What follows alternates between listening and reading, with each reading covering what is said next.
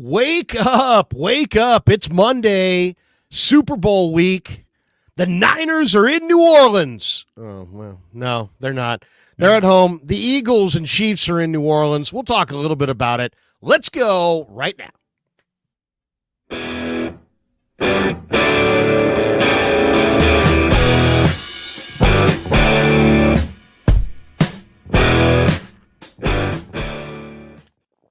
Wake up, wake up. It is great to be with you. Damon Bruce, Larry Krueger. It is fantastic to be brought to you by Sam's Chatterhouse. We thank them as always for sponsoring here. And Larry, again, we got Super Bowl week. I am back in America after a week in Mexico. 12 years ago today. Oh, Larry, 12 years ago today, the 49ers were losing Super Bowl 47 to the Ravens. This is the anniversary of Jacoby Jones, 108 yards return to the house to start the second half, the blackout, the fades to Crabtree, not giving the ball to Frank Gore, goal to go, game on the line. A dozen years of ghosts out of that game, Larry. We had so much fun that week in New Orleans. We had plans to have fun this week in New Orleans. Think about it. I was going to go directly from a fish show on a beach in Mexico to New Orleans. I don't know if I would have survived the 2 weeks, Larry. I can be honest. I don't know if I would have survived that. But, we unfortunately are not there. What a hell of a time we had, though. A dozen years, man. That went by so fast. Well, it does seem like just yesterday. And, man, that was an aggravating Super Bowl. I mean, I just really felt – there were so many aspects of that game that were very, very tough to handle. I mean, the 49ers got tremendous rush on Joe Flacco. A couple times he escaped down the, out of the pocket and just threw these loopy – anybody could have it passed down the field. And Anquan Boldin would come up with it over Chris Culliver, and they just kept going to Anquan Boldin. And Anquan Boldin beat the Niners that day. He was fantastic. He was absolutely fantastic. And Michael, the Frank Gore. To me, it was that was the most inexcusable. That's the one that the Niners let get away. That was the one, not the Mahomes games. It was that one. Why? Because if you watch that game. And I don't know how many people have taken the time to rewatch Super Bowls or rewatch even Super Bowl highlight films. I actually did that this weekend because they had, as soon as the Senior Bowl ended on Saturday, they just started going Super Bowl I, Super Bowl II, Super Bowl III, Super Bowl IV, half-hour specials. And I wound up watching the first 16 over the last 2 days. I wanted to see 0 through 16. We forget about the beginning Super Bowls, and we just don't focus on that. But that game, if you went back and I actually saw Niners-Ravens in the TV copy in its entirety, not a condensed version, not a highlight version, the entire game. It was on the week that the 49ers were going to play the Ravens on Christmas night. So that week, they showed that game again. And I said, you know what? I think I'm ready to sit down and watch it again. And it's the most inexcusable loss in 49er history. Look, if you go back, Larry, to me, the whole thing is you can set it up and tee it up all you want. It all comes down to this. LaMichael James got more touches and Randy Moss got 0 touches with a Super Bowl on the line in a goal-to-go situation. What the hell is that? No, they threw it to Randy Moss. He dropped it. They threw a pass to Randy Moss. He dropped it. No, but here's the thing about that game, though. That was the most inexcusable part.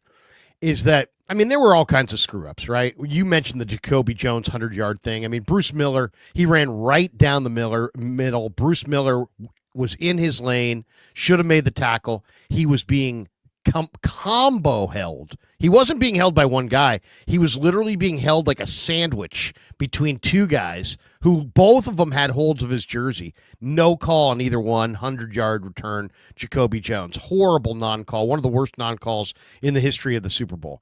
So that would have negated a gigantic touchdown. But that's not the real inexcusable. And we can point to Frank Gore not getting the ball. That's inexcusable for sure. The Crabtree fades, the play calling at the end, horrible play calling, horrible. The timeouts. But to me, if you go back and look at that game, it was the beginning of the 49ers' final drive that brought them down to the goal line. A lot of people thought the 49ers weren't even going to get a chance to get down to the goal line because they had to, drive the length of the field basically. But they did it in like a really, really quick amount of time. Why? Because the Ravens defense at this point in history had old Bernard Pollard, old Ray Lewis, old Ed Reed, this is old Haloti Nada. Deer Antler Spray Ray Lewis. They were so gassed. And Kaepernick had an early run on that final drive, and nobody reacted to him at all. And the announcer on the broadcast is like, wow, the Ravens really look tired here, Jim. They didn't come off blocks at all there against Colin Kaepernick, and that does not bode well. Hopefully they can hold on here, blah, blah, blah. Then Gore gets loose and gets down to the 7-yard line. They now have 2 minutes and like 8 seconds going, and going into their first and goal on the 7. They got plenty of time. Now they have more time than they even really need. Now they went from like time is the issue to time is no issue. Right. Okay? Don't give the Ravens too much time to come back and have a field goal on you. By the way, Justin Tucker, interesting weekend, if you don't mind me saying. I saw that over the weekend too. Yeah. Well, go ahead. So I mean, that was, to see that, this is where Harbaugh got, his frenetic, neurotic, nervousness and, his personality interfered with his mind. Anybody watching that game on offense, offensive coaches notice everything, Damon. They notice if a defensive back is leaning forward. They notice if a linebacker is leaning backward. They know if they notice every little wrinkle. This was the most obvious thing that the announcer on the TV copy is like, the Ravens really are struggling to make plays against the run. So right. They can't stop Kaepernick. Can't stop Kaepernick at all. He has a couple runs. It's like, wow, oh my God, Kaepernick can run. He can run right down the middle of the field if he wants. Then they hand it to Gore. He has this massive 28-yard run down to the 7. So now it's first and goal on the 7. And the way the Ravens are defending the run and the way that you have Frank Gore as a running back and Kaepernick as a running quarterback, all you have to do is call a run pass option to Kaepernick's play side and let him run. So they call that on first down, and he gets it. He gets it. He drifts right. He could have taken off for the goal line this was second and goal. He could have taken off from the goal line. Right? The first and goal play, they hand to Michael James. Why? To give Frank Gore a rest? My God, that's the worst call of all time. It's Frank fucking Gore. Give it to Frank Gore. Michael James had already fucking fumbled in that game.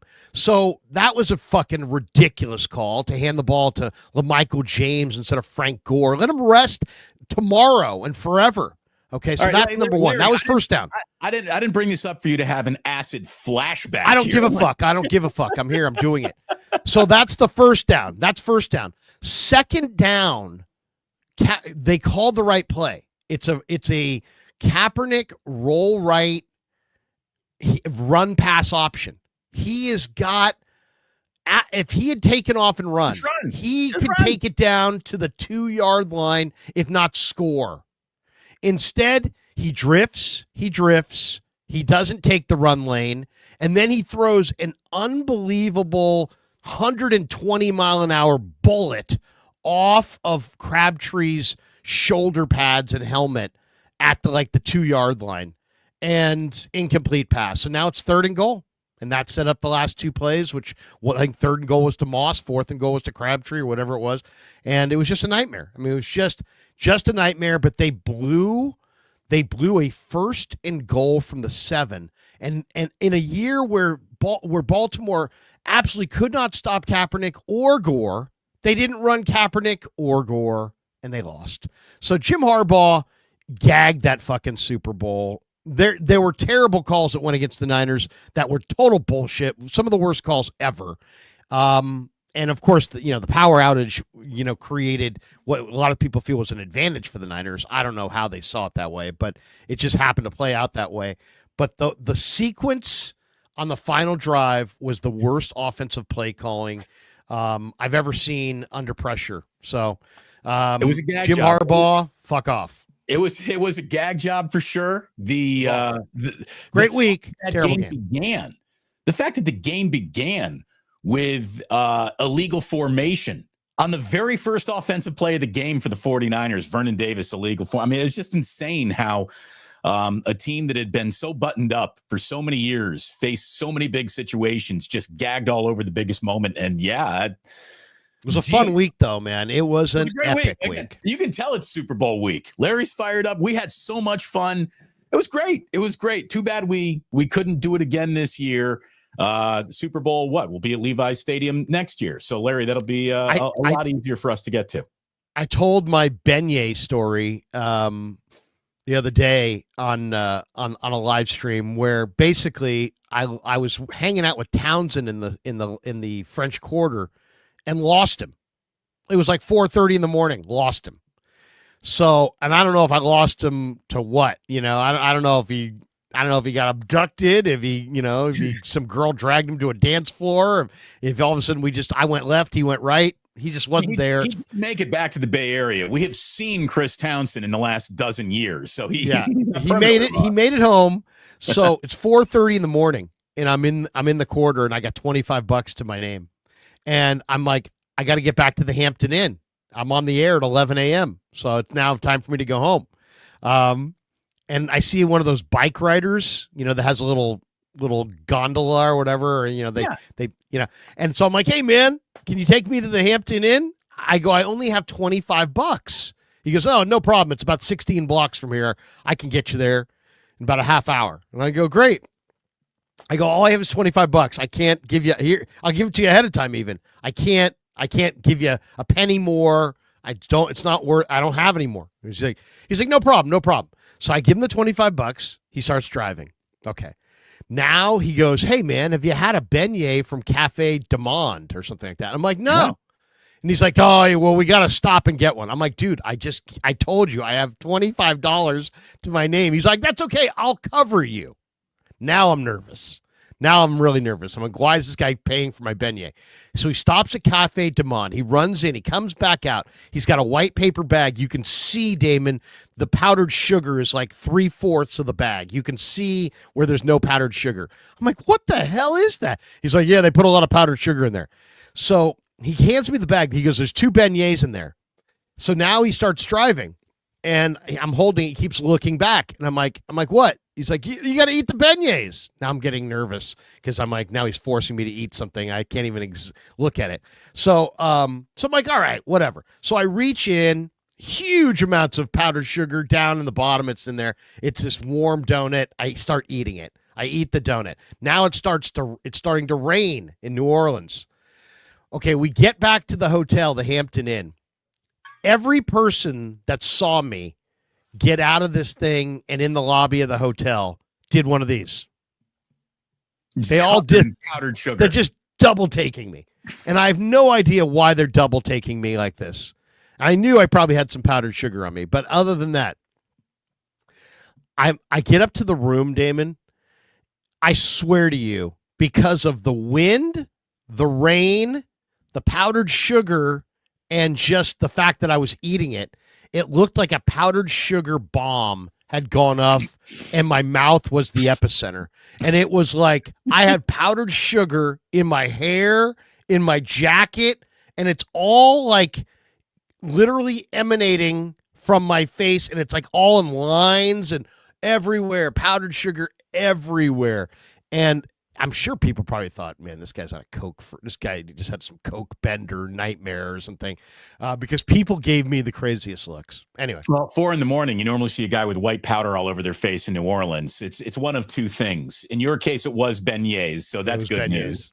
It was an amazing week, though. Amazing. We had so much fun together. That was like, one of the last great Super Bowls because they still weren't allowing like just fans to roam around the media center. So you could really get guests in and out of interviews. And that was like one of the last great media Super Bowls. It really was. It was so much fun. We had a great time. I got great pictures that are populating on my Facebook timeline. Here's some memories for you. Here's some memories for you. I had a picture of you and I just arms around each other in the broadcasting booth doing the game, doing the post game show, and how we both looked happy for that photograph, I don't know, but both of us have a smile on our faces as we sat there and explained away that terrible Super Bowl loss a dozen years ago today. All right, let's get to Myles Garrett. Let's get to Myles Garrett, because Myles Garrett has demanded a trade,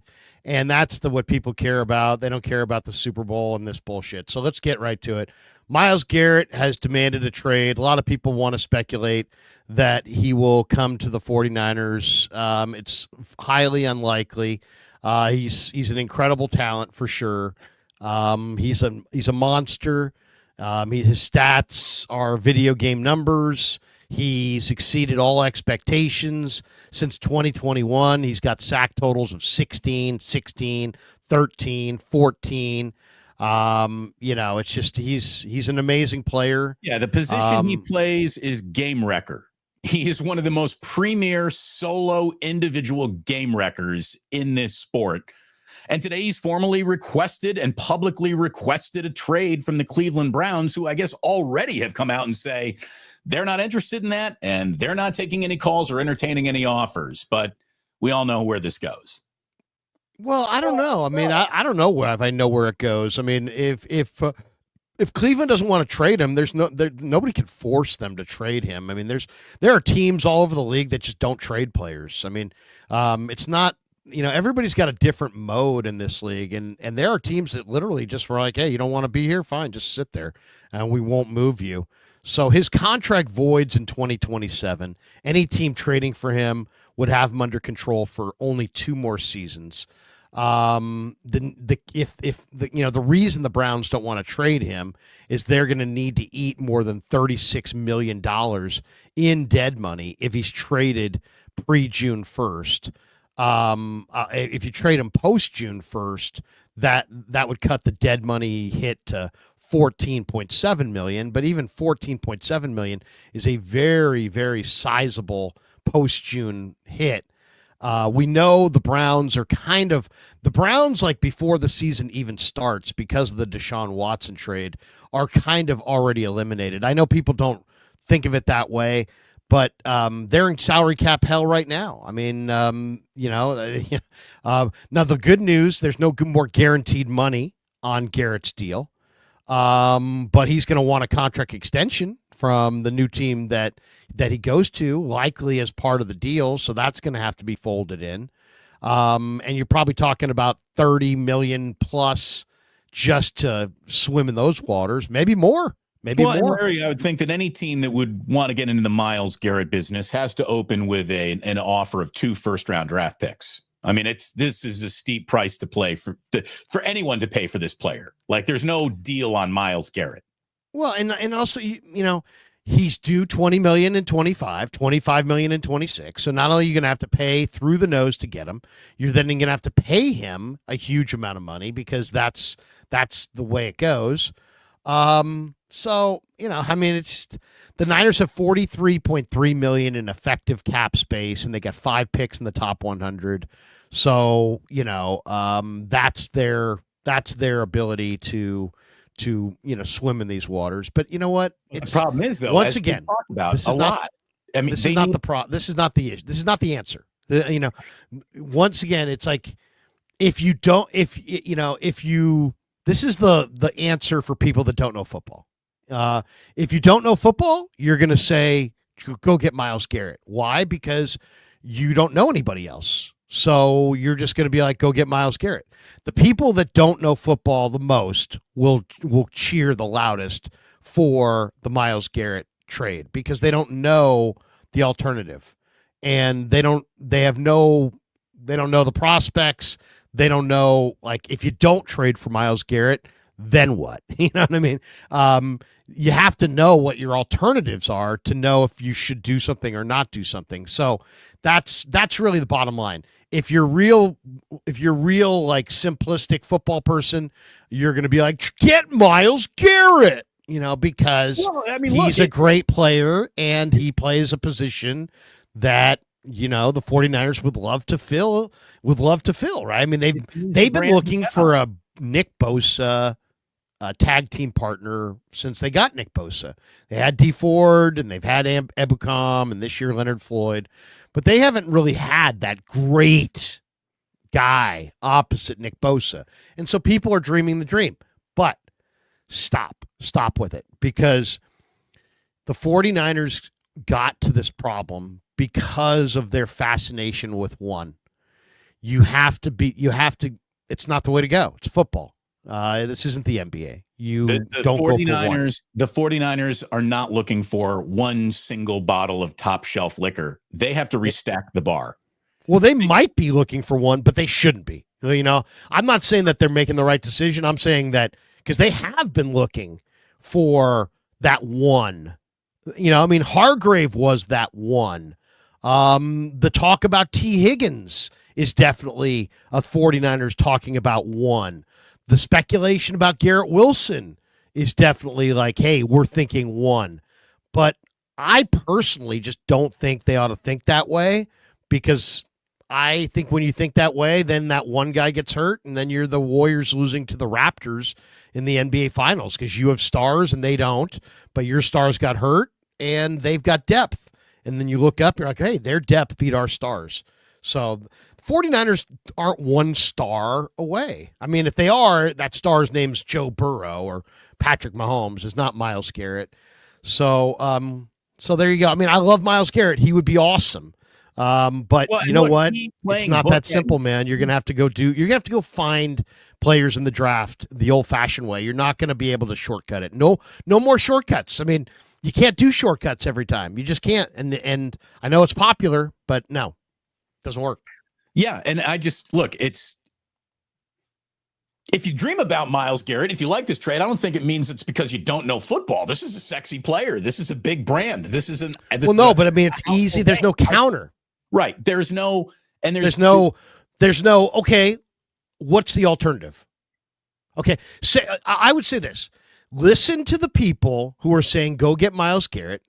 And then all you got to do to just absolutely ruin their day is just be like, hey, if you didn't get Myles Garrett, what would be your alternative in the draft? Or who would be your alternative? What would you pivot to? And then just wait for there to be gigantic silence, because the people that are yelling for Myles Garrett don't know the player in the draft. That's why they're yelling for Myles Garrett. So that's the way it is. I mean, the 49ers went all in for Javon Hargrave. They shouldn't have.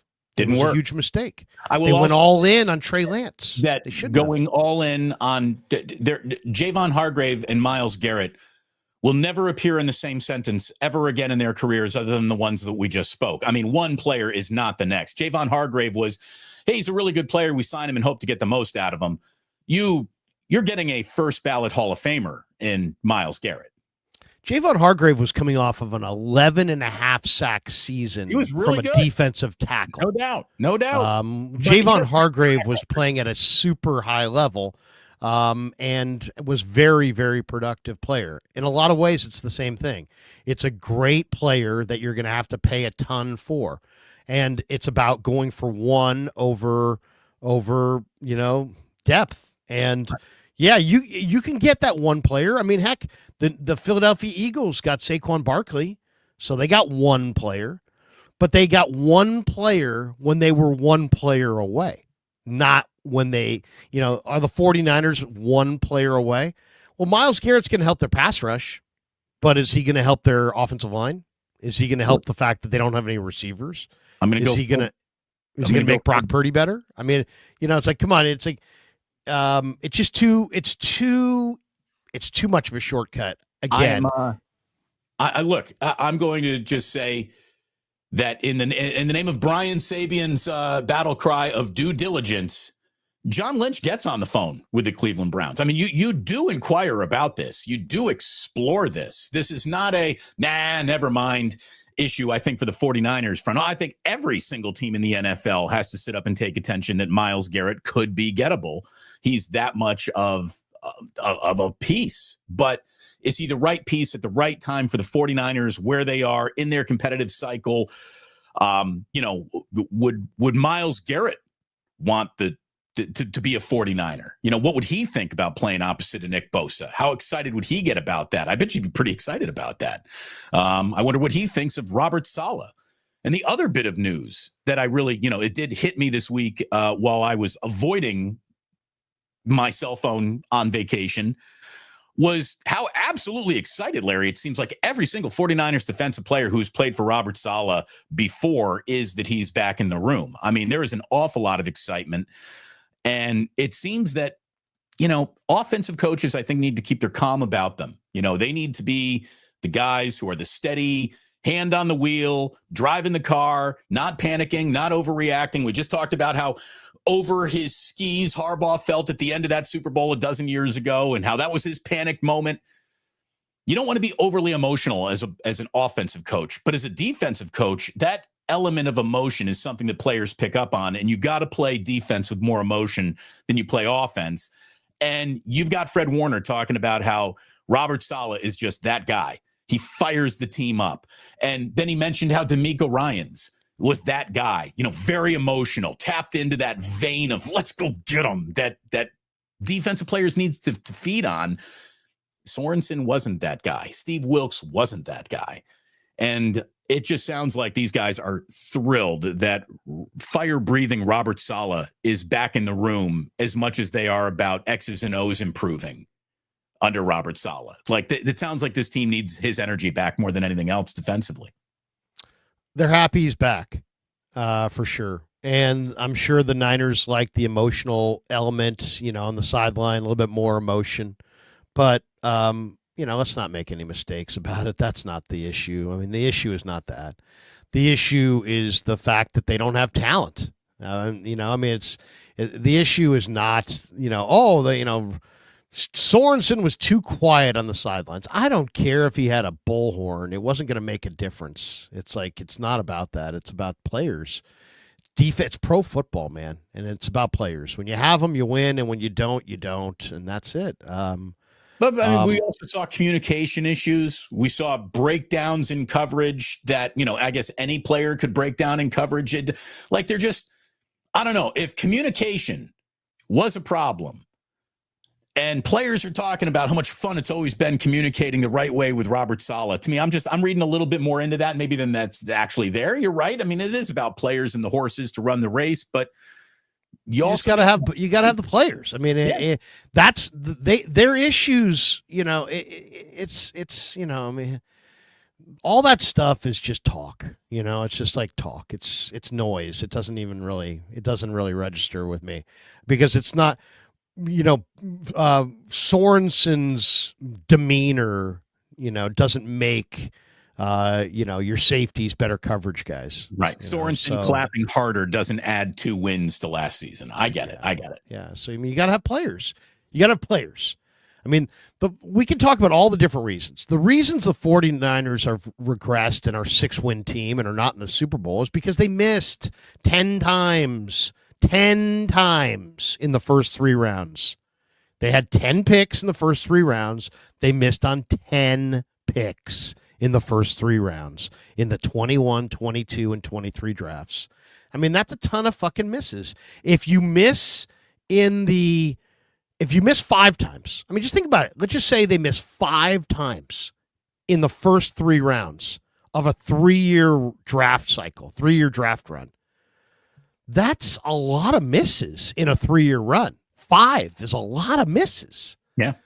If they had missed 5 times, they would currently have 5 more players on their roster that were in their prime of their career and that they were drafted in the first, second, or third round.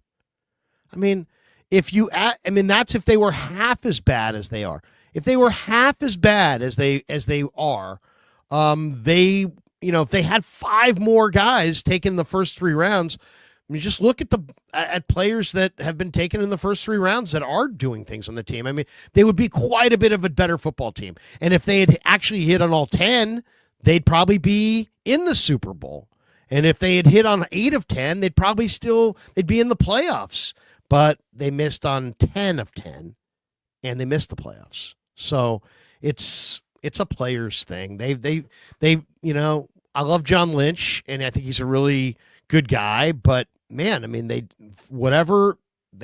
took some wrong guys. I mean, Danny Gray, Ty Davis Price, all these guys. I mean, come on, man. Drake Jackson. It comes home to roost. You have to hit in the draft at a certain percentage, and they have been woefully bad. They made amends for it this year, but it was too little, too late. And what team? I can't even remember a team the last time it happened where a team had as good a draft as the 49ers had and still had a bad year. Usually, if you have a great rookie draft class, that fuels your year. See the Rams from this year. Rams had a really good draft class. They made the playoffs. They were a surprise team. The Niners had a really good draft class, one of their best in years, and they won 6 games. So that's how bad the previous 3 drafts were. They couldn't even overcome it with a great 24 draft. Yeah. The bad draft bill doesn't really hit your table into 2 to 3 years after that bad draft. And the bill hit the table and everybody got crocodile arms looking for their wallets, and the 49ers could not pay it. It was rough. It's bad, which almost, Larry, I almost don't want to bring this up. I almost don't even want to bring this up. The algorithm will either embrace this or shut it right the hell down. Trey Lance is out there. As the 49ers consider what to do behind Brock Purdy, and they need to do something that is a little, cost effective. Trey Lance, probably a very undesired, unrestricted free agent. He could be easy to acquire. Would you, for a minute, if you're the 49ers, entertain the idea of bringing Trey Lance back to Santa Clara? No. Not interested at all. Why? Not interested at all. Nope. Okay. Because you used to be. Why are you interested? I'd like to know. Well, I'm really not, but I thought that you might be, because you have been maintaining how much you believe that Trey Lance will work in this league, can still figure out carve out a spot for himself in this league. I kind of gave up on Trey Lance before you did. You're the one who thinks that there's still a real player there, and if the price is right, who would you rather have backing up Brock Purdy as your young backup, Tanner Mordecai or Trey Lance? Well, I mean, it's proven that Kyle Shanahan is not a quarterback coach. He's not. He doesn't develop quarterbacks. He never has. I mean, then explain to me Brock Purdy. He was fully developed before he ever had him. He stepped in the first game that he ever played. He played like a veteran. He's literally there was no development there at all. He had a full 4-year career, and he was a fully formed quarterback. And when he stepped in for Jimmy Garoppolo in week 13 of his rookie year, he proved it. He ran the table. He was incredible. So yeah, that he doesn't really count, because he's like the veteran quarterback that had all the veteran traits. I mean, he processes incredibly well. He moves incredibly well. I mean, has he gotten worlds better? I don't know. I don't know if he's gotten worlds better. He looks pretty much the same guy he's always looked like to me. So I just don't think that Kyle Shanahan is a developer of young quarterbacks. I don't think his dad was a developer of young quarterbacks. I think they're great play callers. I think they're great play sequencers. I think they're really good offensive minds, but I don't think either guy has the patience. I think both guys are inherently impatient. I don't think they have the patience to bring along a young quarterback, which is probably why I wouldn't even try to bring in another young quarterback. I think I would go the Joe Flacco route. Just go after Flacco. I mean, Flacco's 40, and you have Tanner Mordecai, who's going to be there as well, and you have Brock. And if you want to find somebody in the draft, there were a couple. There were 3 Senior Bowl quarterbacks that kind of opened my eyes. I'd be open to, but I personally think that'll just go sign Flacco. According to the reports, they're one of 3 or 4 teams showing interest in Flacco. I think Flacco makes a ton of sense for them. I mean, big arm, veteran. No, he can totally do the job if you need him to. Right. But he can come and there's win no like he should be the guy. Right. Like one of the biggest problems with the Trey Lance thing was that it totally divided the fan base. And then it became this race thing, too. It was like, oh, my God, you got to be kidding me. So if the Niners go with the white quarterback over the black quarterback, they're racist, and it's like that got a little crazy. And people just started spouting all kinds of ignorant stuff. And I'm sure the 49ers noticed that.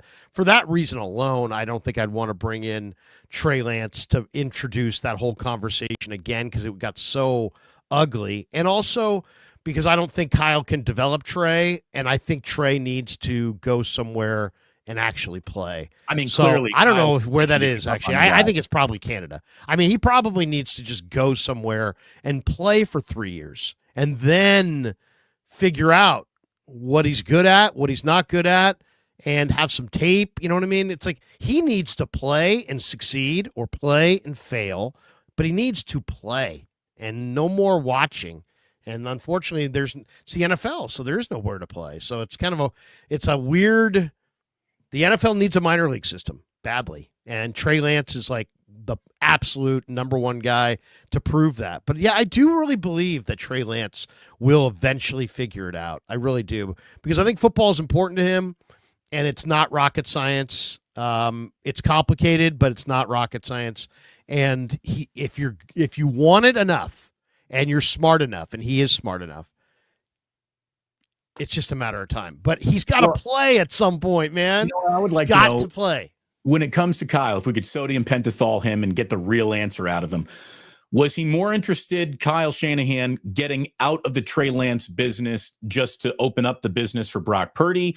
Or did he really look at the player as I can't extract anything more from him. I've done my best. This is not who I need to work with. And that's why we've got to move on. I'm sure it's a little bit of both, right? What is your question? Why did they move off of Trey? Is that what you're asking? Was it contractual? Was it just the feel of the locker room and giving Brock that real opportunity and chance to breathe without him breathing down his neck? Or did Kyle really look at the player and just say, I got nothing to work with here. This is not nearly the raw mound of clay that I thought I was drafting to develop. I mean, when you look closely at Trey Lance, the arm strength isn't there. He doesn't have great arm strength. He doesn't have great speed either. Well, beyond that, I mean, that's obvious. But I mean, he doesn't have the big arm. I mean, he had pretty good arm, but it wasn't an epic arm. It wasn't like this guy had, whoa, look at this guy. So he doesn't have epic arm strength. Then he can't make the layups. So all those layups that Kyle Shanahan puts into an offense where he's like, before the plays even run, Damon, he's like saying to himself, what's my call on 2nd and 6? Because I know this is going to pick up 4. And then where do I go on 2nd and 6? So in his mind, he's called the first play. And now he's hunting on his sheet for a 2nd and 6 play. But unfortunately, Trey couldn't hit the check down. So now it's 2nd and 10. And that is what pisses off a head coach, is that my 2nd and 6 needs to be 2nd and 6, not 2nd and 10. So, I mean, it's just Trey couldn't play. He wasn't accurate enough with his arm to be able to get all the layups. He missed the layups all the time. Little short pass to the flat, can't make it.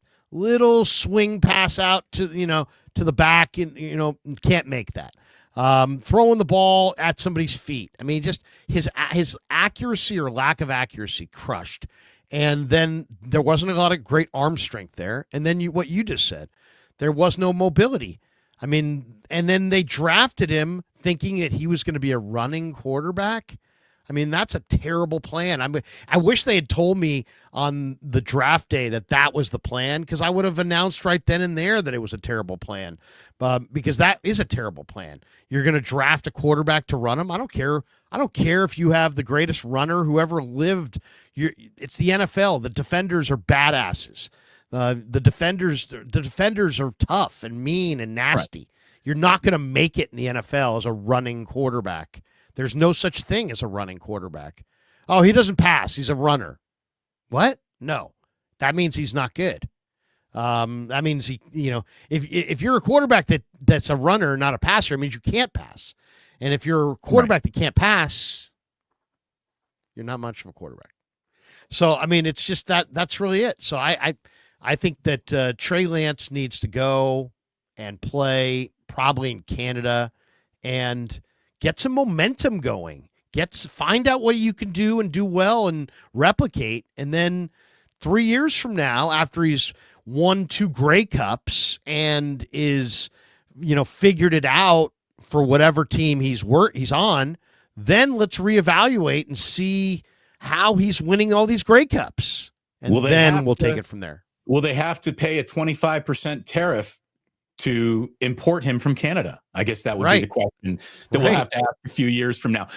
No tariffs on Sam's. All you got to do is bring a little fistful of dollars down there, and you are going to have one of the best meals that you've had in a very long time. Sam's Chowder House in Half Moon Bay, that lobster roll. Oh, it's so good. The paella, the cioppino, it is all so special. We thank Sam's for being an incredible sponsor. Larry, do you realize that now we are the Bay Area's longest continuously running sports morning show? One of the other bits of news that I did see while I was down in Mexico was that Bonte has left 95.7 The Game's morning show. He's going to pursue a full-time career in TV now, and that's great for him. It's going to give more time with his family, hopefully more cash, and I'm happy for Bonte. I've known him since he was an intern at KNBR. So watching Bonte's career has just always been fantastic, and I'm happy for him. Murph and Mac broke up while you and I have been doing Wake Up. So, Larry, you and I are the longest continuously running sports morning show emanating from the Bay Area. Who would have ever thought it? Unbelievable. Oh, how things change. Let's see. So, old man Larry and old man Damon got it going here. While I was in Mexico, Larry, I did a very good job on vacation. I put my phone down. I kept it down. I didn't really pick it up. We'll talk about how I heard about Luka and a few other things that happened on vacation. They're sports related here. But the Senior Bowl went down. Now, this is like sports cocaine for you. And I'm not talking like beignet powdered donuts. This is your sports cocaine. You love the draft more than anybody. Give me your impressions of the Senior Bowl. A standout player or two. What did I miss not following any Senior Bowl coverage this past week? Well, I mean, the game itself is always, secondary because, some scouts don't even stick around for the game itself. Right. It's the practice. And by the way, this one cracks me up from Stelios Kantos. Who sees Garrett available and don't want him? Who sees Garrett available and don't want him? You mean doesn't want him? A person who want to talk about some defensive tackle from never heard from state. In other words, Stelios Kantos doesn't know anybody in college football and only knows Myles Garrett and doesn't know shit about football. Oh, Stelios. Goodbye, Stelios. Well, might not know much about, football prospects, which makes the importance of tuning into this show even more important for him. Bye-bye, Stelios. Thanks for coming. All I'll say is the story is kind of one of the stories of the Senior Bowl was sadly the one of the guys who was the best player was the TCU wide receiver Jack Beck, or Betch, I should say. And I don't know if you heard the story, but his brother, who played at Princeton, was killed in New Orleans on New Year's Eve. And so he's been playing with his brother's jersey, sticker on his helmet. And he got the game-winning touchdown on the last play. So, Jack Betch really played well. I mean, you can tell this guy's a tough guy. I don't know if he's Cooper Kupp. We'll see what he runs in the 40. Cooper Kupp didn't run well in the 40. He had a 4.62. But Jack Betch, the wide receiver from TCU, he was the emotional story of the game for sure. But as far as who really stood out in the game, a couple guys really stood out. One was unbelievably, Guy Haberman told me about this guy a couple months ago. And he's a former Cal Bear who transferred to UCLA. His name's Olawufemi Oladejo. He's a defensive end. He just totally dominated. He didn't even play. He played middle linebacker at Cal. And then he goes to UCLA, and they played him at middle linebacker. And then this year, they're like, we'll try him at defensive end. He's been awesome. And then he dominated all the practices, dominated in the game. I think he had 2 sacks. Just a tone setter, just an absolute tone setter. Olawufemi Oladejo, just an incredible edge rusher with tons of speed. He was amazing. LSU is the most amazing factory of talent of all time. I mean, there's dudes at LSU that are going to be great that just nobody ever notices. They just blend in with all the incredible talent they have there. They have a defensive lineman. Great players to get reps at LSU. I mean, it's amazing. I mean, it's truly amazing. They develop a different caliber of athlete. Savion Jones, a defensive lineman from LSU, 6'6", 280 pounds. Is he a tackle? Is he an end? Yeah. Where do you play him? I mean, they lined him up in both. He's an edge rusher, but he's 280. But he's strong enough where you can play him inside. He can play defensive tackle.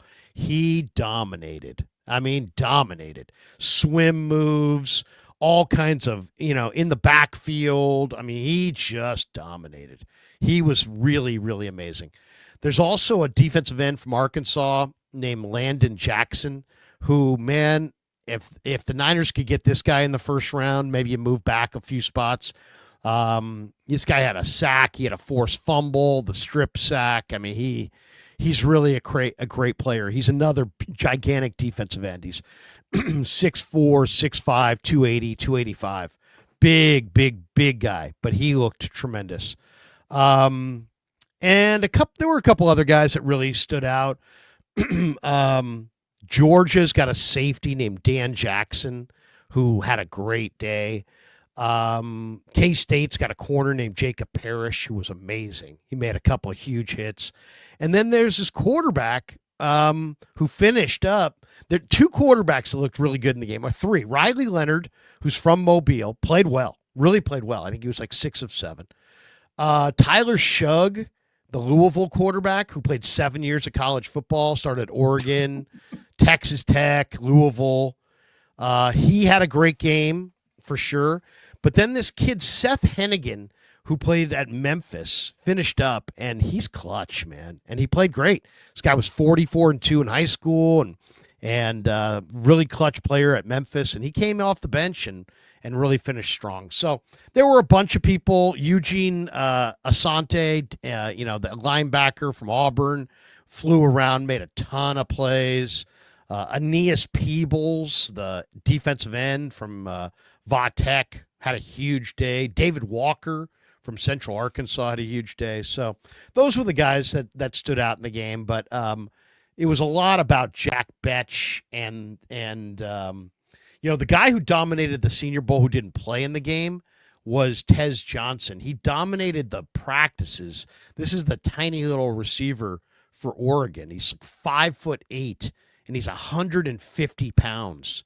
I mean, he's one of the smallest players we've seen come out in the draft in a long time. And he totally dominated. Like, nobody could stay anywhere within a country mile of that kid. So he was incredible. And then one guy from the Friday night or Thursday night East-West Shrine game, the Cal corner, Noel Williams, who had a tremendous year this year. I think he had like 8 interceptions, or he had a ton of interceptions. He was among the league leaders in interceptions. Noel Williams would be a fantastic mid-round pick for the 49ers. He played in the Shrine game and was terrific. I think he had a pick. He had a couple passes defensed. He was great all week in the practices, and then he did it in the game. So those are the all-star guys who stood out for the most part. You think anybody, jumped from a third to a first round? Do you think there's any major movement? Did any one prospect, just redefine what the league is about to think of them? That's a good one. Let me just look at this list real quick. There was a defensive lineman from Toledo in this Senior Bowl named Darius Alexander, who I think coming into the process, they had him down as like a 5th-round pick. And by the end of the week, people were talking about, man, this guy could be a 2nd-round pick. And then Anthony Belton, the big offensive tackle from NC State, a lot of people thought he was a 3rd or 4th-round pick. He had a great, incredible week blocking. And I think he probably helped himself immeasurably with his week. So I would say Belton might be a 2nd-round pick. Yeah, I don't know that anybody vaulted into the 1st round off of this thing. No massive screw ups, Larry. No DUIs around senior week. Nobody got themselves moving down draft boards because they screwed up at the Senior Bowl. No, I mean that usually most of the All-Star game. I mean, the scouts have their grades, and their grades are usually set before the end of the season. And what happens in the Senior Bowl, the Combine, and it shouldn't change their grades that much. That's all. And if it does, man, you're probably not doing it the right way. Because then you're putting I'll say this though, this is the one week, the Senior Bowl week, the East-West Shrine week. At least you're being swayed by a football game. It's a football game, football practices and a football game. The rest of the process is about, hey man, we asked him some questions, or, he was part of a workout with 7 other wide receivers, or, he in sweats, he looked good at the Combine. It's they're not football. It's not a football environment. So it's like you can kind of make some mistakes if you go too much off the Combine. I mean, there's always guys who are awesome at the Combine, and then they weren't awesome before the Combine, and then people are like, they draft them, and Mike Mamula. I remember Mike Mamula. There was this defensive end who played for Boston College, and he was pretty good, right? Pretty good at Boston College. Wasn't great. He was pretty good. He went to the Combine. He ran some crazy 40, and he went really, really high. And then in the NFL, he was just pretty good. Because it's not you're a pretty good player who ran a great 40. You're not a great player who's, had a pretty good career. And he got drafted because of his great 40, and he was the player that he always was. Dude, you're talking about the all-time Tony Mandarich club, right? I mean, Tony Mandarich out of Michigan State was a guy who played well in college. No one ever said Tony Mandarich wasn't good, but he went to the Combine. And he redefined what a good Combine workout was. And Tony Mandarich was he the 2nd or 3rd pick in the draft, right? And he was a massive bust. Massive. Well, he was, first of all, they had testing for drugs back then that he was taking. So he couldn't take the drugs that he was taking out of season, in season. So he showed up to camp at 323 pounds, but he finished the year at 277 pounds. He just kept getting smaller and smaller and smaller because he couldn't take those drugs. So yeah, he was just becoming a bike rider. He's just shrinking. He's riding. This guy says, Larry, what do you think of the Canadian quarterback El Gersma? You know, it's interesting. I think he's a 73% completion guy. He's pretty accurate. He doesn't look very mobile, that's for sure. He's not mobile, but he's accurate. I didn't see a huge arm, but I definitely saw an accurate arm. He definitely looks like he could put it on the numbers. Very accurate passer. Canadian quarterback Taylor Elgzerma proves he belongs among the NFL's best draft talent at senior game. Okay. Yeah, I mean he's you know, I think he's like a 73% completion guy, and when you watched him throw the ball, I mean he puts it right on the receiver. So there's good accuracy there.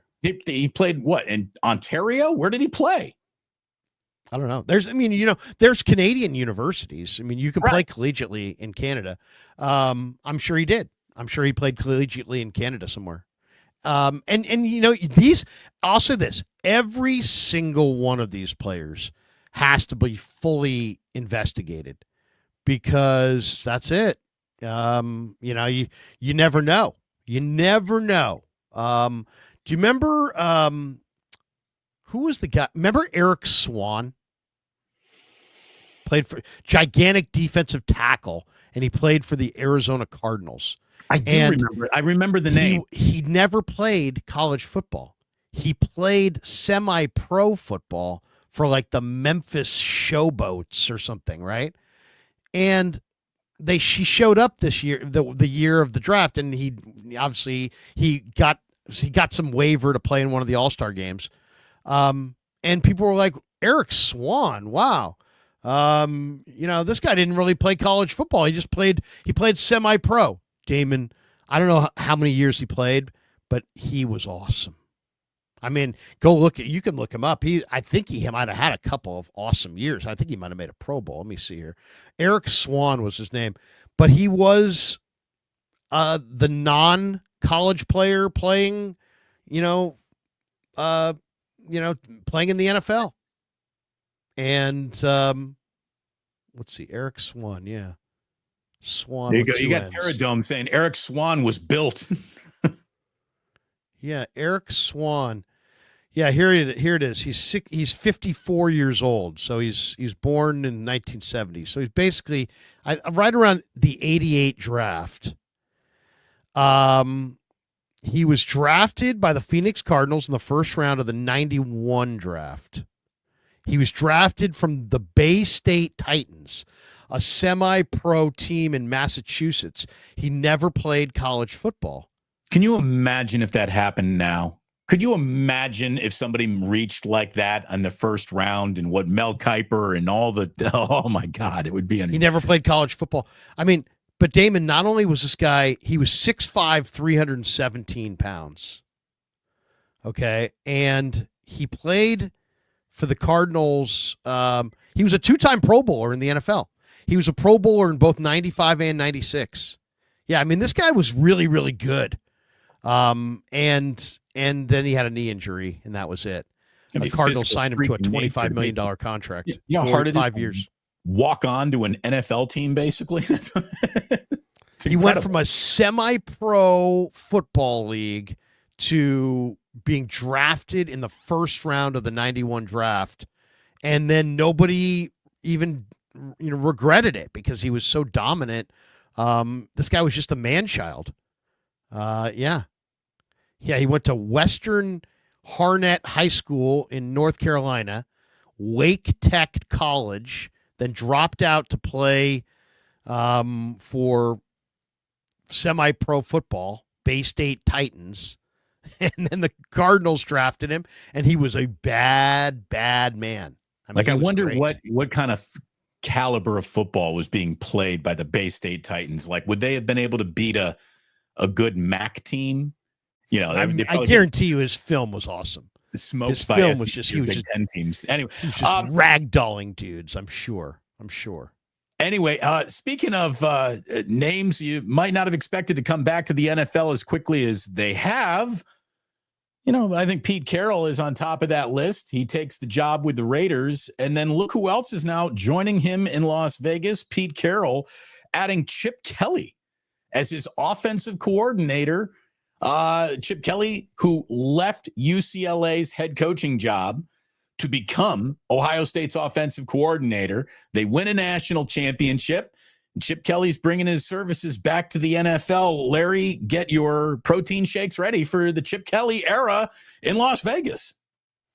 One of the worst hires of all time. What are the Raiders doing? Here's the thing. As an offensive coordinator, I don't know what he is in the NFL. As a head coach, he was a flippin' disaster. The only thing Chip Kelly did well was the PR work around Colin Kaepernick's taking a knee. That's the only aspect that he did well. Chip Kelly was good about how he handled all of that. The rest of it was a mess. Yeah, and the only thing that he did was like, hey, I'm cool with that. I'm cool with this. Yeah, I'm cool with it. I'm cool. He stayed out of the conversation. He did. I'm cool. Yeah, it's cool. I'm cool. That's cool. It's all right. It's all right. It's cool. It's cool. I mean, he didn't do shit. I mean, come on. Chip Kelly is one of the most overrated coaches of all time. There is no innovation. He's calling mediocre to poor plays quickly. I mean, that's your innovation. Oh, hey, here's the thing. Wait a minute. Larry, I'm not going to allow you to rewrite the total Chip Kelly history because you didn't like what he did with the 49ers. For a minute in time there, Chip Kelly was among the most innovative, creative, embracing a level of football tempo that no one else embraced when he was at Oregon. That's what got him hired in Philadelphia. Chip Kelly in Philadelphia looked like he was onto something there for a heartbeat. Didn't last very long, but Chip Kelly was a little bit better. What's his innovation? His career.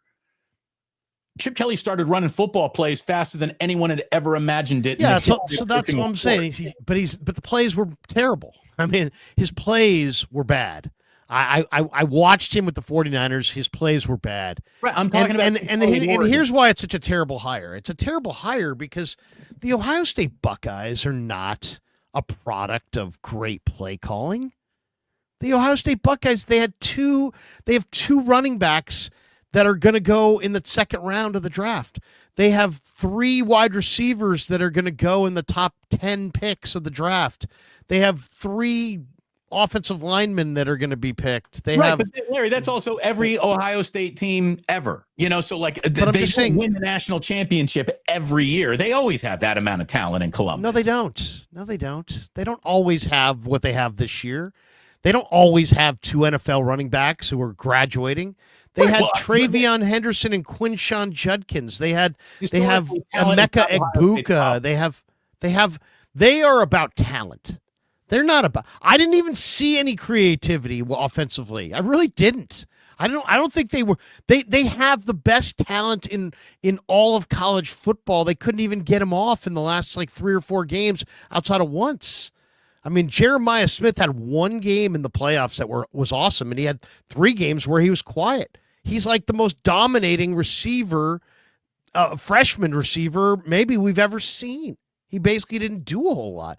Chip Kelly had just awesome weapons, and he just, now he's going to go to the Raiders. They have no quarterback. Watch how bad the Raiders are going to be. The Raiders are going to be bad. The Raiders' offense is going to be bad. Chip Kelly's going to get fired. Chip Kelly's not a good football coach. He talks bunch of nonsense. He had all kinds of ridiculous ideas that NFL players are not going to go for. They're not going for blood tests and all kinds of crazy weigh-ins. And he wanted these guys. He wanted these guys to just basically submit to any kind of testing so he could determine their. I mean, all kinds of blood work, and it was just. It was like a. You want to know if everyone's electrolytes were good, Larry? He's monitoring protein samples. Chip Kelly's so overrated. So overrated. One of the most overrated coaches I think I've ever seen in my life. He's only done well in a college setting when he has an championship. He won a national championship as a head coach. He did.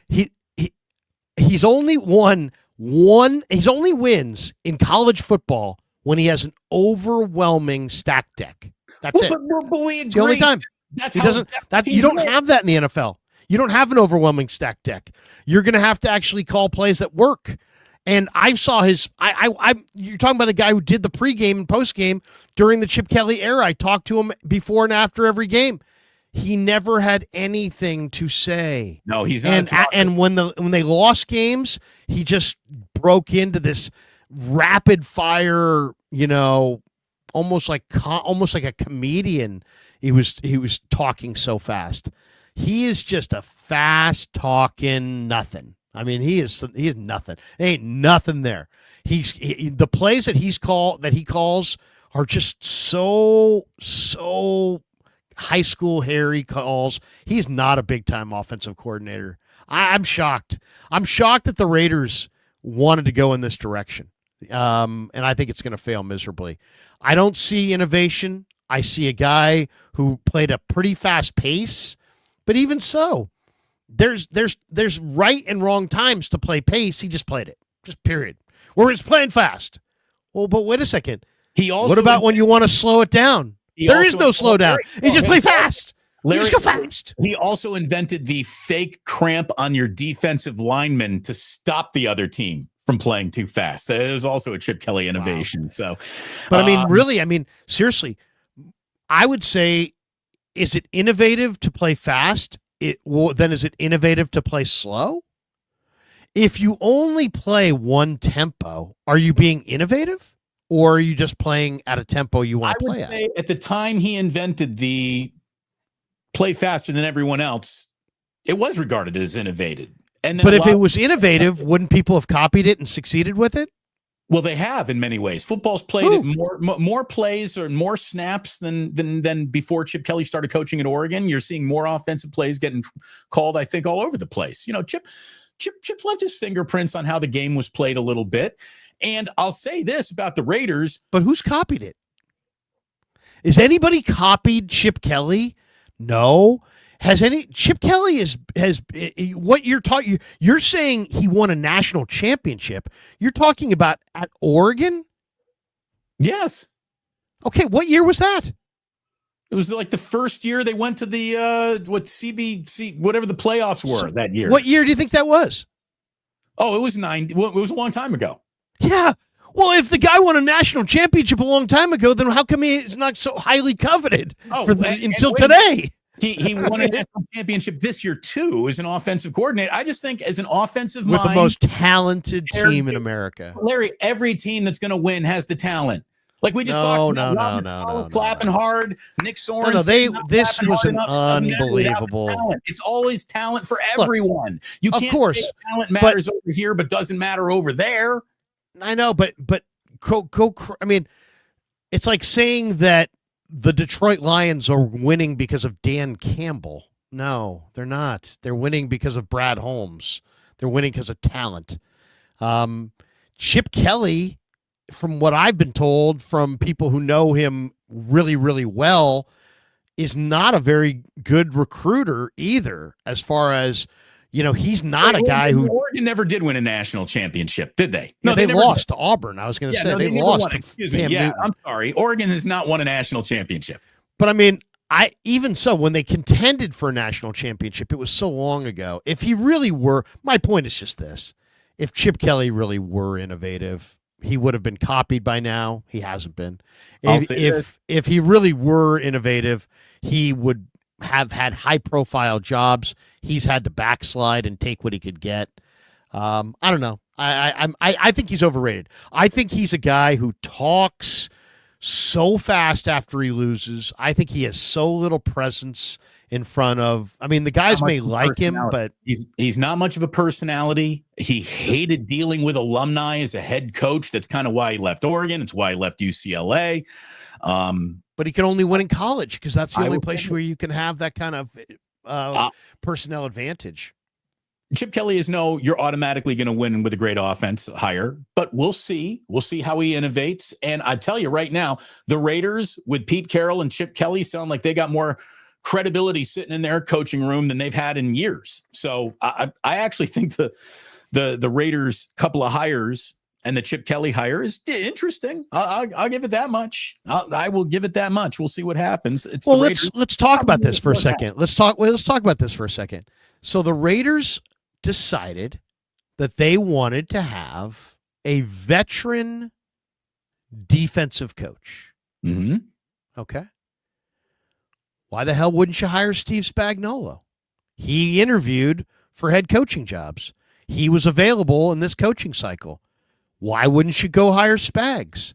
Why would you hire Pete Carroll, who's been done for 3 years, instead of Spags, who is in your division beating you right now and is probably the cutting edge defensive coordinator in the sport? If you're going to hire an old defensive guy, hire Spags.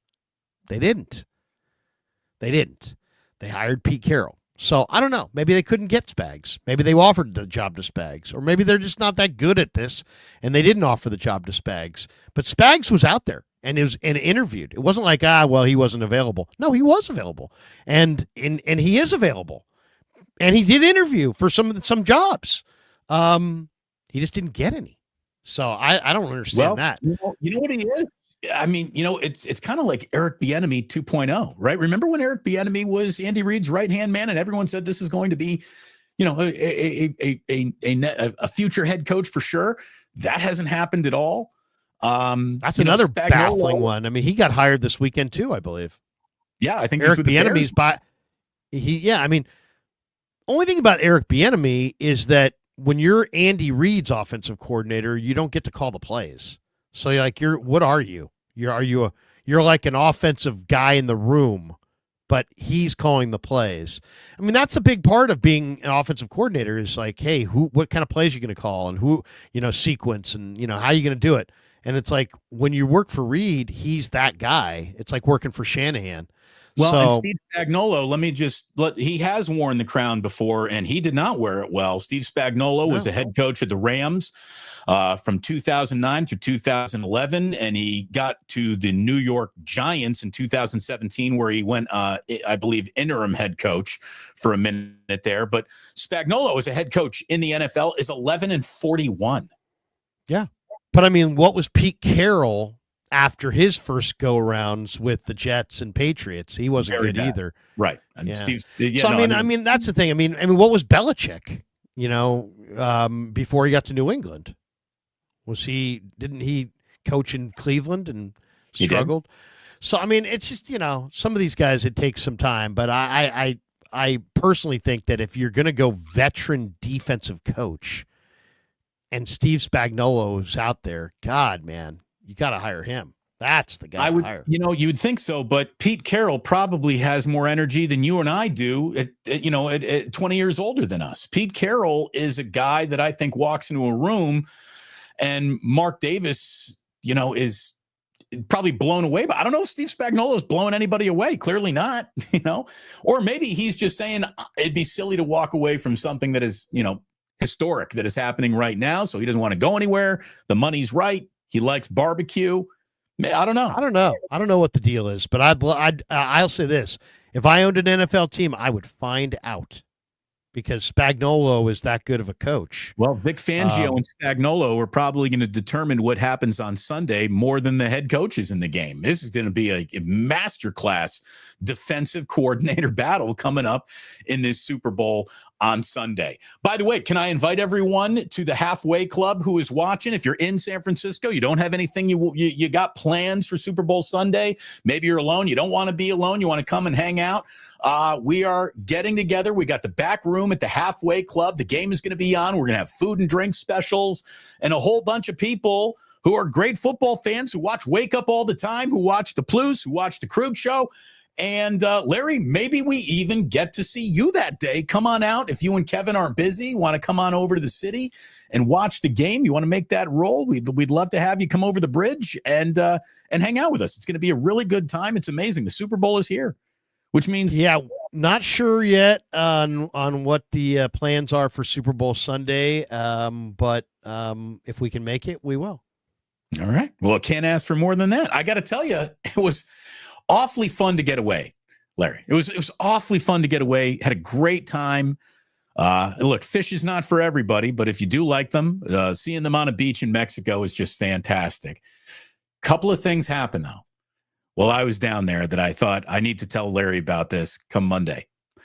So, Larry, I've covered the Giants for like 20 years. Never claimed to be a Giants fan. I don't rock any Giants gear. I made a total freaking rookie mistake. And as I was packing to go to Mexico, I totally forgot a hat. I'm gonna be on the beach. I'm gonna be on the. I'm gonna be on the. The pool all day. You can't forget a hat. You're on vacation. You don't want to take a shower before you go to breakfast. You just want to throw a hat on and go to breakfast.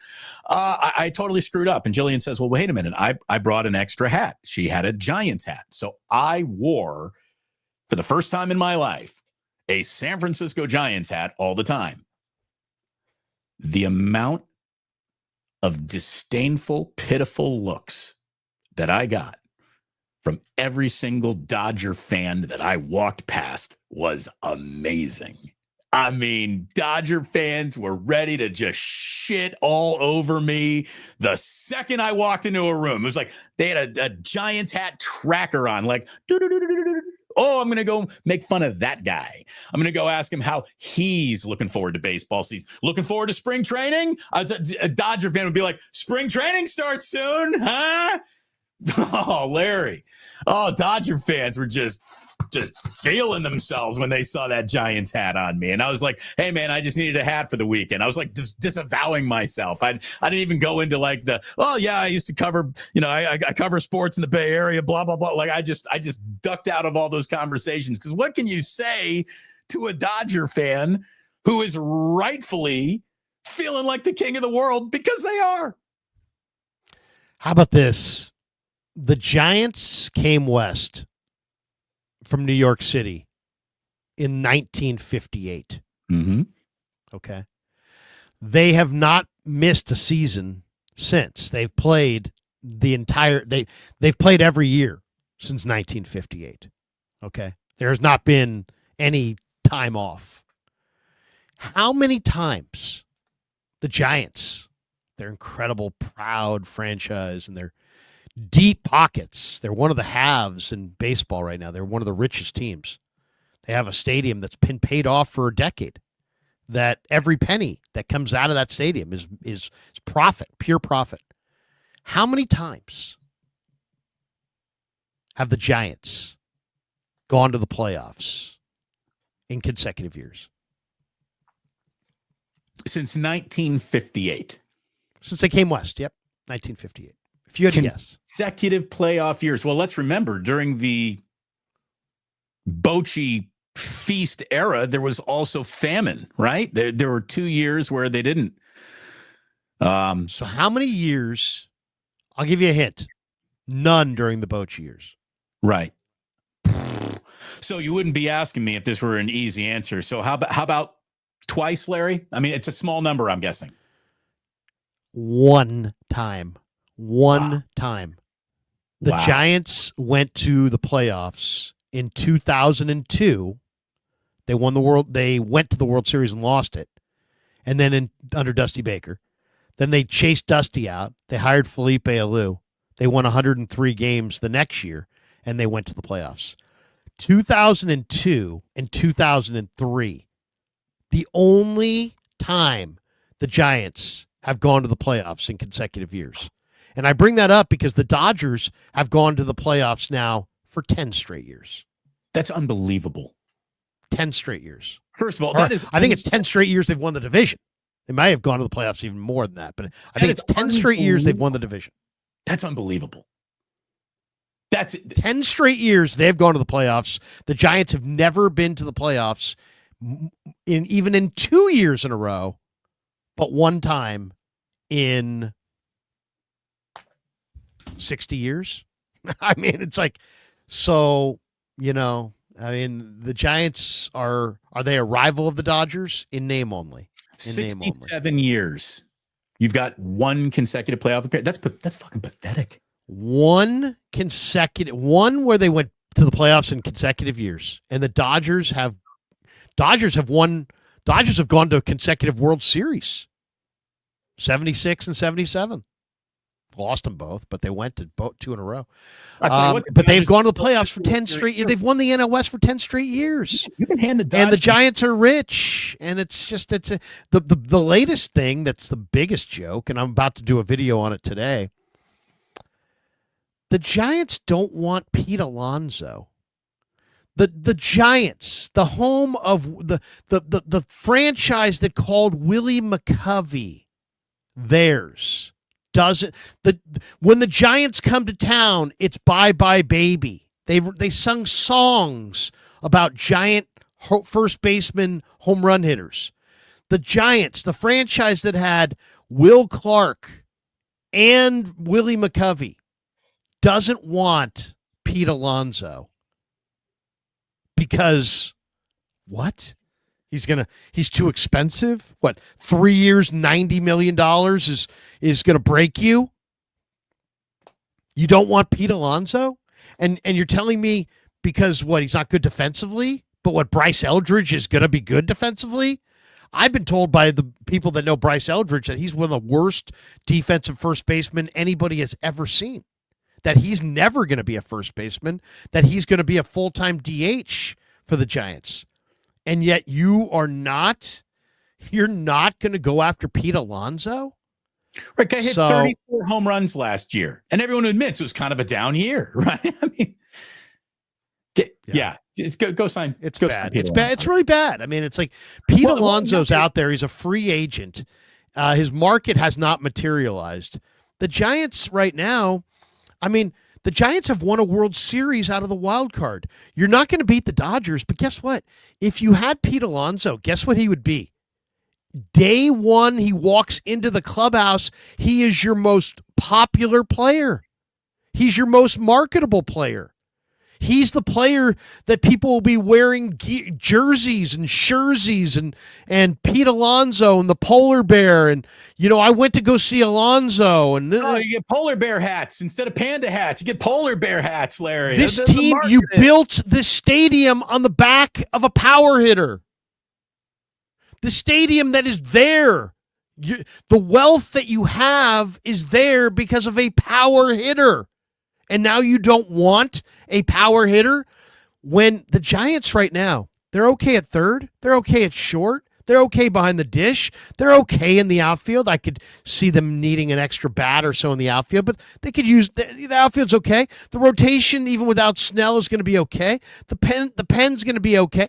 They're going to run Wilmer Flores and Lamont Wade at first base. Yeah, no, it's not going to work.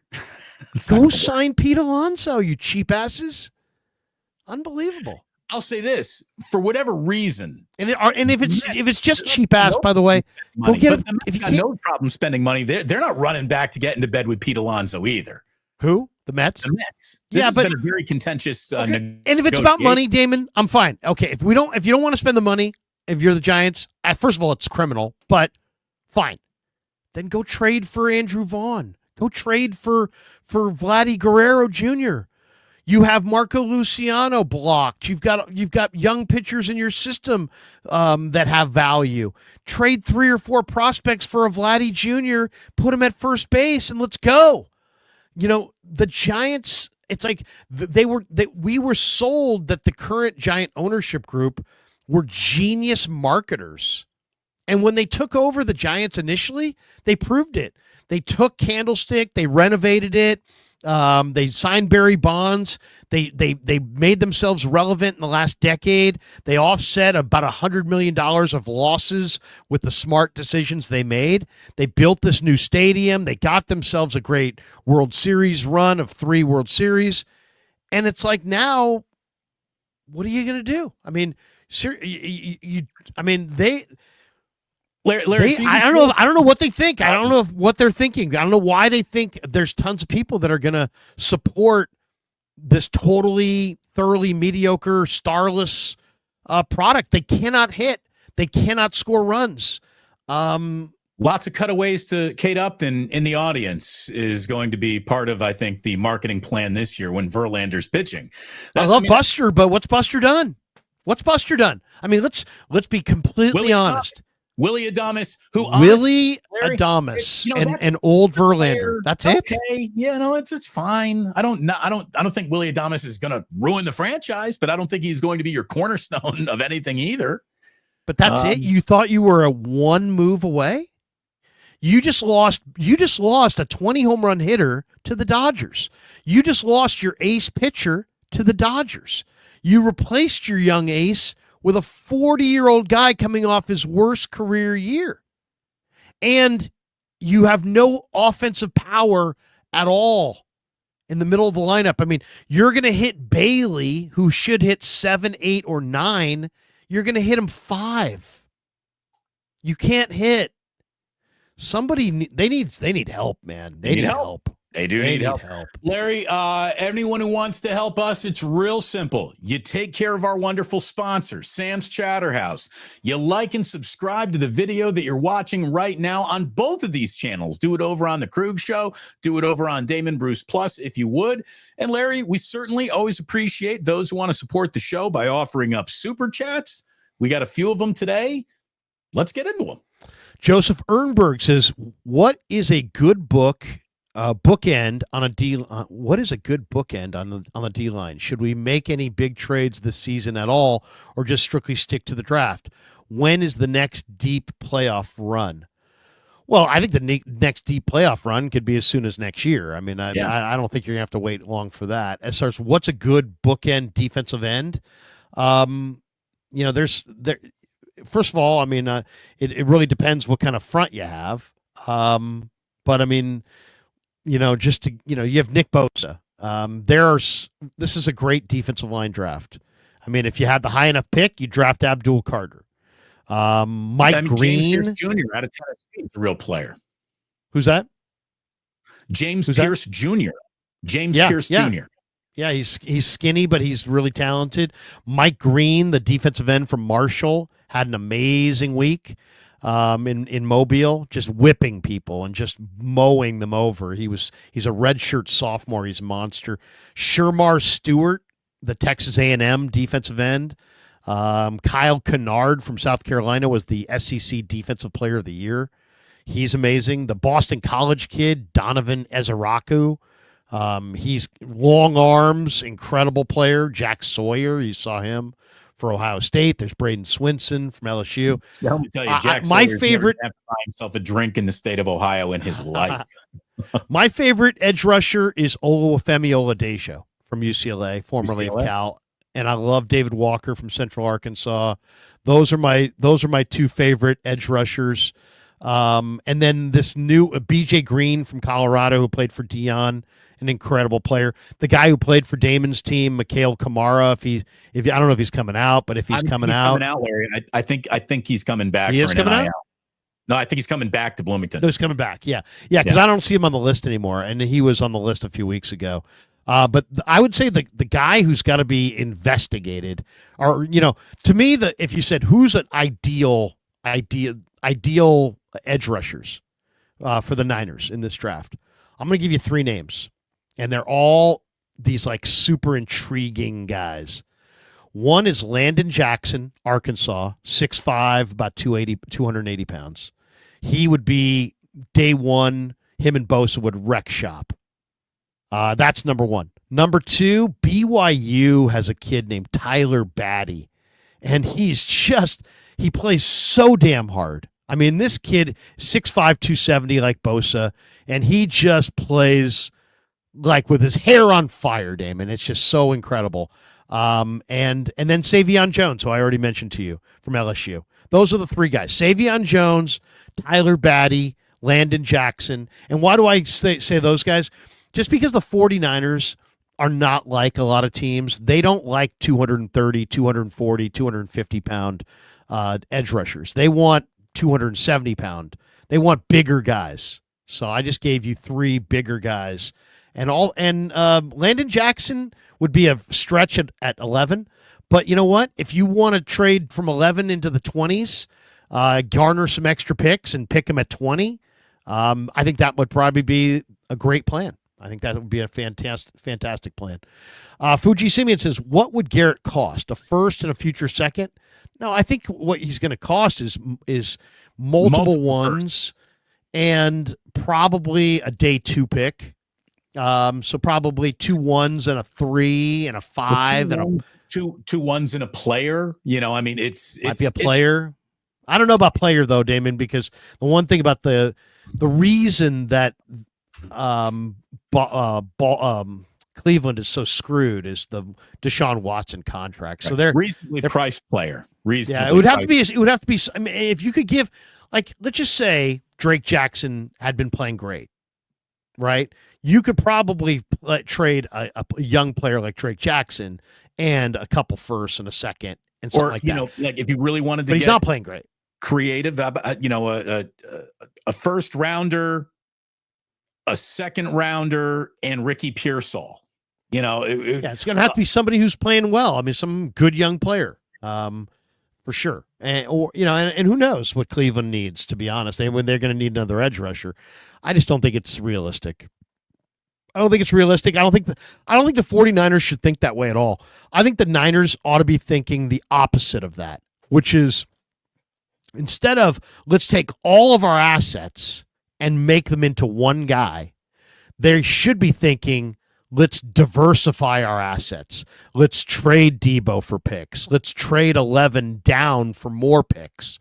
Let's wind up with 15 guys because you're going to need a 15-man draft class. I mean, you need a kicker.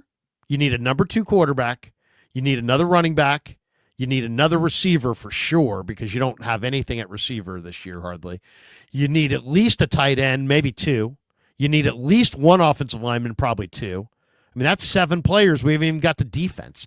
You need at least a defensive tackle or 2. You need at least a defensive end. You need at least 2 linebackers. You need a free safety, and you need a corner. So, I mean, people are like, they don't need a 15. Yes, they do. No, they do. They really do. 15-man draft class. Especially when you look at future math and Brock Purdy's number. It's not just this year that you got to work around. It's that number going forward that you're going to need to work around. And Purdy's number will be more digestible in the first year of his new extension than it will be further on. We all know that. So, yeah, it's a big draft. It's a huge draft. You need volume this time around. Volume it's a volume, and it's a good draft for volume. Doc Holliday, member for 12 months. Greetings. Thank you, Doc. Thank you. It's over on my side. He's been a year-long member. Thank you very much, Doc. Fuji Simeon says, Larry had me laughing from his Philly fans rant with Paulie a few days ago. Haha, Larry also throwing shade at Camden, New Jersey, LOL. Camden catching strays, huh? Well, Camden's just the roughest place there is. But we were talking about what is wrong with Eagles fans. It's like I'm picking the Eagles to win the Super Bowl, but I really don't want to because I hate their fans so much. Their fans are so loathsome. Their fans are so low grade. Their fans are so trashy. I mean, their fans the other day pulled this guy's hat. Did you see that? The Commander guy walking out and they pulled his hat off and the guy turned around to get his hat and the guy like, well, you want to fight? And it's like, Jesus, dude. I mean, can you just let people walk to their goddamn car? I mean, my God. Right. Philly fans are embarrassing. And if you know anything about Philly, you know they have a gigantic New York City inferiority complex. You got a lot of people who are just angry at the world, and it's pathetic. Iceman says, race thing was the talking point of your boy Grant. Race thing? I have no idea. We were talking about Trey Lance and Purdy, I think. Oh, gotcha. Fuji Simeon, Larry Damon, would you rather go through your whole life completely bald or have hair but can only have it cut and styled like Mark Davis's hair? 10 out of 10 times. I would rather have a bald head than what is X marks the spot of the worst hairstyle any grown man has ever had. Poor Mark. Bald is great compared to that. It depends what your head looks like. I mean, it's all about bald. I mean, if you have a good shaped head and the right skin tone, man, bald can look good. I mean, Robert Saleh is a good looking bald guy. Yes, you need to be appropriately Tony Ryan, our friend Tony Ryan's a good looking bald guy, but I would not be a particularly good looking bald guy. I don't know if you would be either, Damon.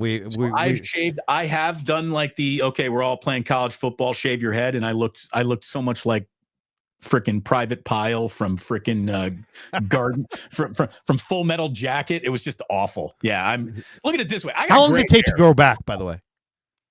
It's I don't know, about a year. It looked like everything was back to normal.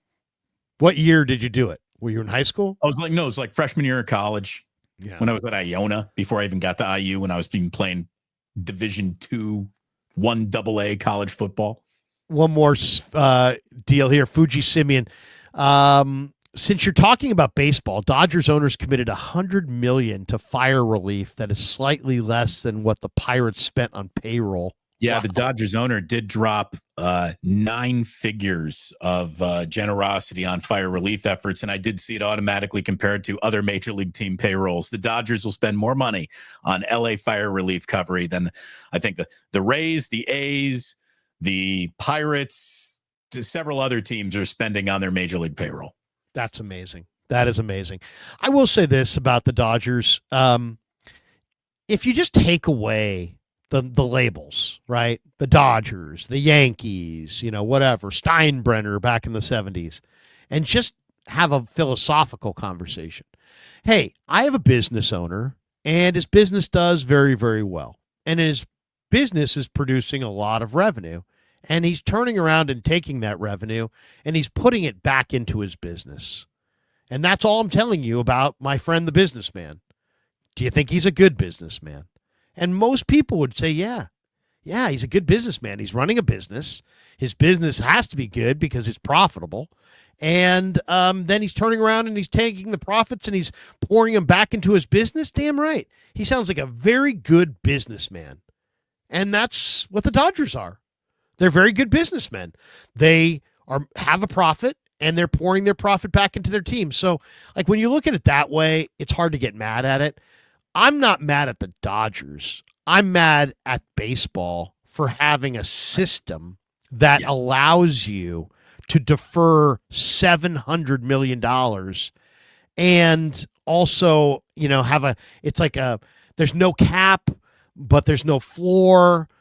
There's no incentive for the poor teams to spend. There's no de-incentive for the rich teams not to. It's just competitive balance in the sport. And it's like a lot of people will be like, well, look at baseball. It's got great competitive balance. Look at all the different teams that win. But it's like, okay, that's one way of looking at it. Look at the different World Series winner. But look at the same teams that keep qualifying for the playoffs. I would say this. It would be like me arguing that college football is got great diversity of champions because, Alabama won and then Georgia won and then, this year Ohio State won. But then when you back away, Damon, and you realize, wait a second, the playoffs, now it's a 12-team playoff, but in the 4-team playoff, it was basically the same 4 teams. Yeah. And over and over and over. And right. That's the problem right there. It's not that there's one team. It's that there's 4 teams in college football that just take turns dominating. And even in this year's playoffs, like, I loved Indiana. They had a great year, but they had to play on the road in South Bend, and all those home teams won. So, just the football playoff, baseball's issue is that the difference between the top spending team and the bottom spending team, the net difference is now over $250 million.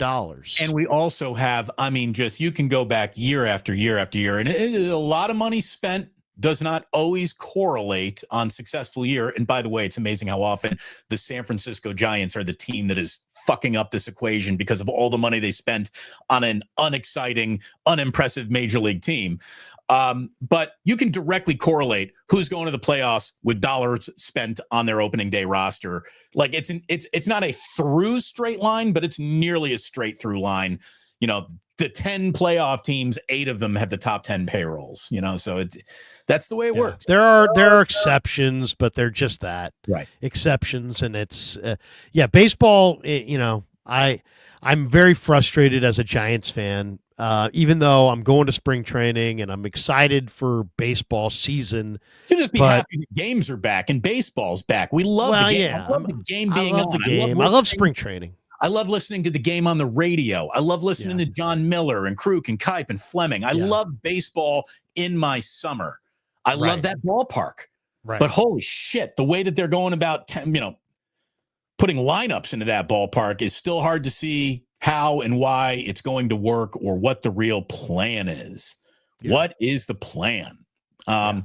Anyways, Larry, that's it. That's our show. Oh, I got one more. Obviously we didn't touch on the NBA stuff, but we should probably hit on the NBA before we get out of here.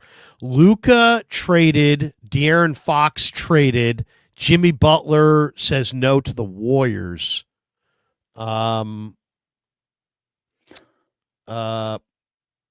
happened? I can tell you this. So I'm walking out of the fish show in Mexico, and there's a lot of sports fans who are Fish fans, because Fish is a band that almost has stats that you can track. You can get really geeky about how long has this song been played, how many years, how many blah, blah, blah, blah, blah. So there's a lot of sports statistics attached to Fish fandom when it comes to tracking things. So there's a big crossover between Fish fans and sports fans. And literally, we're walking out of the concert Saturday night, and we're walking past the pools and the beach and bars, and the club is still thumping music for people to keep the party going after the show. And I hear somebody saying, Luka traded. And I was like, what? But, I'm high. I'm drunk. We're partying. I'm dancing with my wife at the beach. I'm not really listening to that. I'm like, that doesn't sound, there's no way Luka Doncic got fucking traded. I overheard something that didn't happen. Then I heard another one. Luka traded to the Lakers. I'm like, what? What? Huh? And that can't be true. There's no way that's true. I don't have my phone on me. It's back in the hotel room. I'm not. No way. That shit happened. That happened. One of the single youngest. What do you think of it? Talent. I think it should be stopped by the league office almost. Really? I can't believe that the Dallas Mavericks. And this is something else, because obviously Anthony Davis is a hell of a player. But you only got Anthony Davis for Luka Doncic? A 30, 10, and 10 at the age of 24? I'll tell you what I don't want to see. I can't believe it. If I see this, I'm not going to be the only person who notices. If the Dallas Mavericks wind up winning the NBA draft lottery anytime in the next 2 or 3 years, people are going to call BS. People are going to call BS, because this looks like the NBA is in a absolute crisis ratings wise. Well, they've got and they wanted a great player on the Lakers so they can rekindle Lakers Celtics in the finals. I just hate it from the standpoint of everybody else in basketball has to build a team except for the Lakers, who just get to recreate themselves, in an unfair way for years, Damon, for years. I mean, they had Magic. They got Worthy. They got Worthy for nothing. They got Shaq for nothing. They browbeated everybody into passing on Kobe Bryant. They got Kobe for basically nothing. They got LeBron for nothing. They literally never have to build anything. And why? Explain to me this. Why is it good for Dallas to trade Luka at 25 It's not. to the Los Angeles Lakers without even finding out if anybody else had a better offer? Why would you trade a 25-year-old player for a 31-year-old player who's missed a lot of time with injuries without even exploring if there was a team out there that was willing to give you, I don't know, their 25-year-old player who's a star? Damon, this comes across like, why would the Lakers, one of the richest, most powerful, iconic franchises in NBA history, why would they get hand delivered a player like this? It really feels like the league is trying to save itself, and like they forced the league, they forced the Mavericks into this somehow. I don't know how, but we'll give you a couple lottery picks. We'll make you win the lottery. And the Lakers are no longer now on LeBron's timeline. They're on Luka's timeline. What, somebody said that if LeBron didn't even know about this for real, if that's real, if LeBron did not know about this, is LeBron now about to get traded? Are they just going to get out of the LeBron Anthony Davis era all at once here? Does that put LeBron in play to the Warriors? I know that's something that people are talking about. I've seen that too. Yeah. It's nuts the way this whole thing is happening. I've even heard that this is Sheldon Adelson's wife trying to scuttle the value of the Dallas Mavericks to move that franchise to Vegas, which is where her home is. I mean, there are so many conspiracy theories swirling around this whole thing. What I do know is that Mark Cuban, who is smarter than Mark Davis. He doesn't own the team anymore, right? He only owns a part of it. Is out as the governor, right? And he loved what I do Luka. is I think he looked at the fact that Luka was about to be due a $346 million max deal and said, this will not be the profitable thing I need it to be, even paying a guy that I just think Mark Davis has looked at all NBA numbers and sees a storm coming and got Cuban. out. Yeah, excuse me, Cuban. Yes, I keep on saying Davis. I mean, Mark Cuban. Okay, so they were gonna. But you think it's because he smokes cigarettes and drinks beer and he's out of shape and all that stuff? I mean, it's like, who cares? He led you to the finals last year. As Ryan Russillo said, I don't want to steal his line, but I was hearing him talk. Luka could literally be bringing the ball up the court smoking a cigarette. It doesn't fucking matter. Is he a little bit out of shape? Is he a little doughy? Does he need more discipline? Sure. Yes, all 25. They went to the finals. He is. If we were having an NBA dispersal draft, everyone in the league is now available to be drafted. The number one overall pick in the league is Luka Doncic in an NBA dispersal draft. How does De'Aaron Fox net more for the Kings than Luka Doncic nets for the Mavs? It's remarkable. The Kings got 6 draft choices. Zach LaVine and Sidi Sissoko. 6 draft picks. The Lakers, where are all the Lakers draft picks and pick swaps and all that would make this more equitable? Right. It's unbelievable. And people are going to call BS on this. The Warriors have talked with the Bulls. What apparently they were about to get a deal done for Jimmy Butler, and Butler said, "I'm not re-signing there, so don't even bother." Which is a gift. That's a gift. Thank you, Jimmy. Thank you. You don't want to be in the Jimmy Butler business right now. But a lot of basketball is where I'm going to be starting my 11 o'clock show here, Larry, in just a few minutes. Let me just finish with this, because I think Joe Lacob is starting to look an awful lot like Jerry Jones. Jerry Jones was an awesome owner at the beginning. He hired Jimmy Johnson. They became a dynasty. And then he made all these great deals for the league, and he was hailed as this great businessman and this unbelievable football god. And then he ran off Jimmy, hired Switzer, and has been turned from genius to laughingstock, meddlesome owner whose greatest accomplishment is the creation of a building. And guess what? Joe Lacob is literally on the exact same path. He was deemed a genius. He bought the team. He talked big. They won titles, and now he got the Chase Center built, Jerry got Jerry's World built, and Chase Center is opulent, and it's a palace, and he deserves all the credit for it. But now he's literally Jerry Jones.